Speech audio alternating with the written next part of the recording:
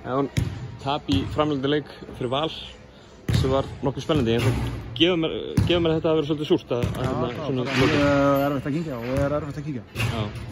Hvað heldur að fara úrskeiðis svona undir lokin? Ég skal segja að á morgun ég er búinn að horfa leik. Ég veit ekki, það er lélega sendingar, eitt klíku skot, lélega vörð hér og það. Það er bara leikur í framlenging og þetta er mjög áhugalið. Það er bara alls konar smáður hlutir sem fara úrskeiðis eitthvað til staðar. Þú veist, ég er ekki með það í hausnum núna, ég er bara að þessu segja að horfa á þetta aftur og þá get ég svaraði. Keflavíkurliðið að elta svona, við eru 3-4 stöðum undir svona mest allan venjulegan leiktíma. Svona ákveðin karakter sem sína samt að ná að vera jafna leikinn og vera í raun og verunni í dauðafæri bæði í lokin á venjulegum leiktíma og svo í Það er ekki nóg að vera í dauðafæri, það er ekki nóg að sóla markmanni, en þú þarf að setja boltann í markið líka í fótbolta og það er eins og körfubolta, það er ekki nóg að vera í dauðafæri, þú þarf að klára og við gerðum það ekki í dag, við erum búin að vera í einhverju smá lagi núna og við þurfum að rífa okkur ykkur í.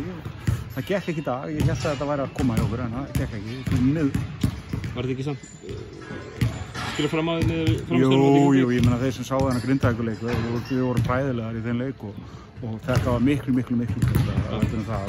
Við tökum náttúrulega jákvæð úr þessu þótt að ég sé söktur núna, þá fer ég heim og horfa á leikinn og fer yfir þetta og teka jákvæð út úr þessu.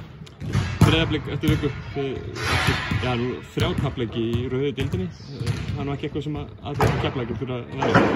Nei, ég meina Keflavík vill alltaf að Keflavík vinni, sem betur fer, það væri hundlegilegt að vera, en það er alveg skýt saman að við vinnum með að töpum, sko, þannig að það er bara, skiptir einhver máli hvaða lið við erum að fæta að mæta, við þurfum að koma tilbúnar og Breiðablik er bara fínt lið og við þurfum að vera ógeðslega góðir í þeim leik að það þurfum að vinna. Róbert, takk.